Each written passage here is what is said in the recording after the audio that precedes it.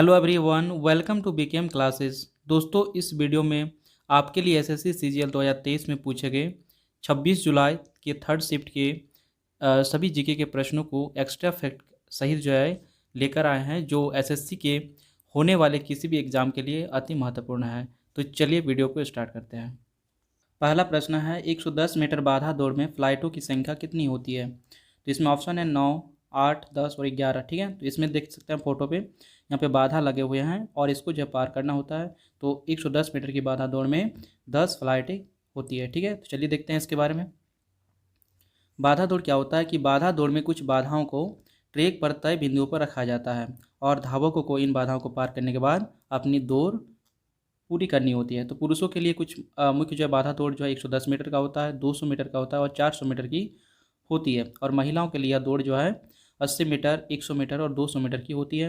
कुल मिलाकर 110 मीटर की दौड़ में 10 बाधाएं होती है और पहली बाधा की यदि बात करें तो ये 13.72 जो मीटर की दूरी पर रखा जाता है और बाकी जो 9 बाधाएं होती है वो 9.14 मीटर के अंतराल पर स्थापित की जाती है। चलिए देखते हैं नेक्स्ट क्वेश्चन। पादप कोशिकाओं की सबसे बाहरी जो आवरण क्या कहलाता है, यानी प्लांट सेल में सबसे आउटर जो है लेयर क्या होता है? तो ऑप्शन यहाँ पे है कोशिका भित्ति, लाइसोसोम, कोशिका झिल्ली और गोल्जी उपकरण। तो इसका राइट आंसर हो जाएगा कोशिका भित्ति जो है पादप कोशिकाओं का सबसे बाहरी आवरण होता है। नेक्स्ट क्वेश्चन है, भारतीय संविधान का कौन सा अनुच्छेद संसद को अपने द्वारा बनाए गए कानूनों के बेहतर प्रशासन के लिए अतिरिक्त अदालतें स्थापित करने की शक्ति देता है? तो इसका राइट आंसर हो जाएगा अनुच्छेद 247 जो है ये अधिकार इसको देता है। ठीक है, चलिए बात करते हैं अनुच्छेद 247 की। तो यहाँ पे इस अध्याय में किसी भी बात के बावजूद जो है संसद कानून द्वारा संघ सूची में जो है शामिल किसी मामले के संबंध में संसद द्वारा बनाए गए कानूनों या किसी मौजूदा कानून के बेहतर प्रशासन के लिए किसी अतिरिक्त अदालत की स्थापना का प्रावधान कर सकती है। यदि बात करें अनुच्छेद 246 की, तो निम्नलिखित यहाँ पर प्रावधान किए गए हैं, जैसे कि संघ सूची के विषय पर विधि बनाने की संसद की अनन्य शक्ति होती है और समवर्ती सूची के विषय पर विधि बनाने की शक्ति जो है संसद तथा राज्य दोनों को होगी। ठीक है, और राज्य सूची के विषय पर जो है विधि बनाने की शक्ति जो है अनन्य शक्ति जो होती है वो राज्य के पास ही होती है। भारतीय संविधान के अनुच्छेद 248 के अंतर्गत संसद को विधायन की अवशिष्ट शक्तियाँ, जिसको हम बोलते हैं रेसिडुअरी पावर्स, प्रदान की गई है और इस अनुच्छेद के जो अनुसार संसद को उन विषयों पर जो किसी जो सूची में वर्णित नहीं है विधि बनाने का अनन्य शक्ति प्रदान या प्राप्त है उसको। ठीक है, भारतीय संविधान के जो है अनुच्छेद 253 के अंतर्गत संसद को किसी जो है संधि या अंतर्राष्ट्रीय करार को जो है प्रभावी बनाने के लिए किसी विषय के बाबत विधि बनाने की शक्ति प्रदान की गई है। चलिए देखते हैं नेक्स्ट क्वेश्चन। निम्नलिखित में से कौन जो है नवंबर 2021 में ऑस्ट्रेलियाई पुरुष टेस्ट टीम की जो है पूर्णकालिक कप्तानी करने वाले पहले तेज गेंदबाज बने? तो इसका राइट आंसर हो जाएगा पेट कमिंस। ठीक है, चलिए देखते हैं नेक्स्ट। एक ऐसे जीव की पहचान कीजिए जो समयकांतर जो है मेटाजेनिक्सिस प्रदर्शित करता है। तो इसका राइट आंसर हो जाएगा ओबेलिया इसका क्या हो जाएगा करेक्ट आंसर हो जाएगा। जब दोनों जो है प्रजातियों में पाए जाते हैं, यानी कि जीवन चक्र में दोनों एकांतर पर बनते हैं, जैसे कि पॉलिप जो है मेडुसा जो है का अलैंगिक जब उत्पादन करता है और मेडुसा पॉलिप जो है का लैंगिक रूप से उत्पादन करता है, तो पीढ़ी के इस जो है प्रत्यावर्तन को मेटाजेनेसिस जो है कहा जाता है और मेटाजेनिस का एक उदाहरण क्या है, ओबेलिया है। चलिए देखते हैं ब्यूटेन टू ऑल जो है क्या है, तो ये जो है एक द्वितीयक एल्कोहल है। ठीक है, ऑप्शन नंबर ए इसका करेक्ट आंसर हो जाएगा।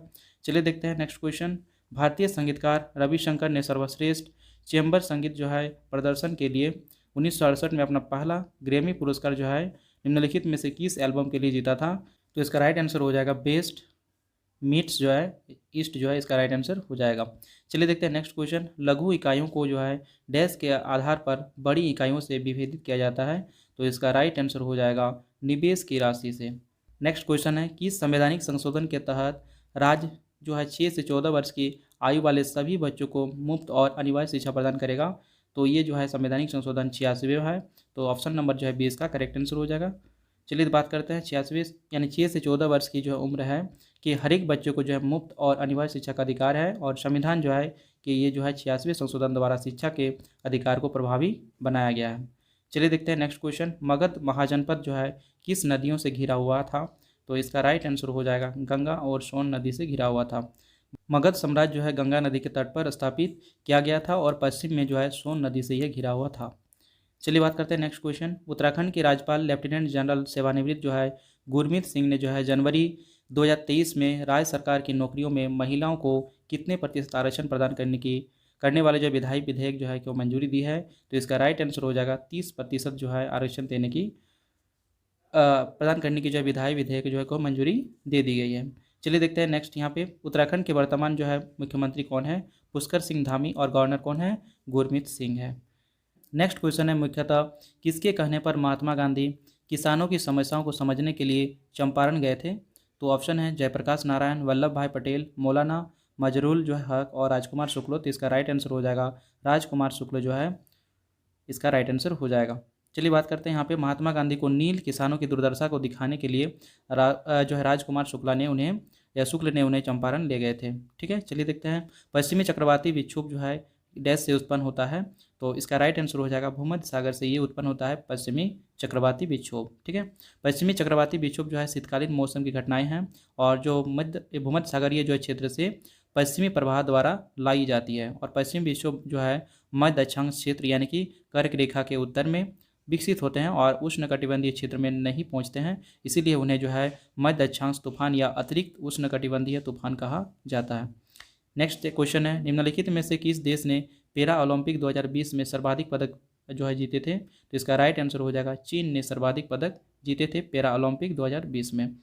इसमें बात करें तो ग्रीष्मकालीन पैरा ओलंपिक जो है 2020 16 यानी कि समर जो है पैरा ओलंपिक खेल है जो जापान के टोक्यो शहर में आयोजित हुआ था और इसका मेस्कट क्या था? शोमेटी था। चीन सबसे ज़्यादा यहाँ पे पदक जीता था, 96 जो है गोल्ड मेडल, 60 सिल्वर और 51 ब्रॉन्ज, टोटल 207 जो यहाँ पे मेडल जीते थे। उसके बाद 22 नंबर पे देखेंगे तो 22 नंबर पे क्या था? भारत का स्थान जो 22 नंबर था। इसमें जो है गोल्ड मेडल 5 मिला था, सिल्वर 8 और जो है ब्रॉन्ज 6 मिला था। टोटल 19 जो है पदक मिले थे ग्रीष्मकालीन पैरा ओलंपिक 2020 में। चलिए देखते हैं यहाँ पे अवनी लेखरा जो है इन्होंने स्वर्ण पदक जीता था महिलाओं की जो है 10 metre air rifle shooting standing में। और सुमित अंतल भी ये भी जो है स्वर्ण पदक जीते थे मेंस जो है जेवलिन थ्रो में। और मनीष जो है नरवाल ये भी जो है गोल्ड मेडल जीते थे और मेंस जो है 50 मीटर पिस्टल में।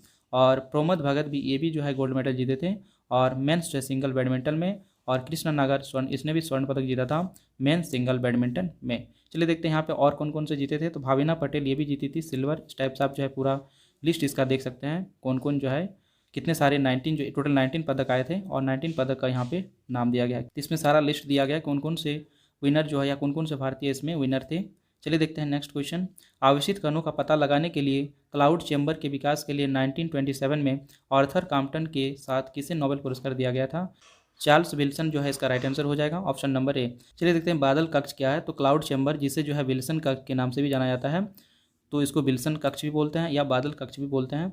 तो इसका प्रयोग जो है आयनीकरण विकिरण के कणों का पता लगाने के लिए किया जाता है। और अपने सबसे बुनियादी रूप में बादल कक्ष हम क्या बोल सकते हैं कि बादल कक्ष क्या है? बंद वातावरण होता है जिसमें परम शीतल जो है या जो है परम संतृप्त जो है जल अथवा जो है अल्कोहल भाप यानी बाष्प भरी होती है। जब कोई अल्फा या बीटा कण जो है मिश्रण से गुजरता है तो वो क्या बन जाती है? बाष्प आयनीकृत हो जाती है।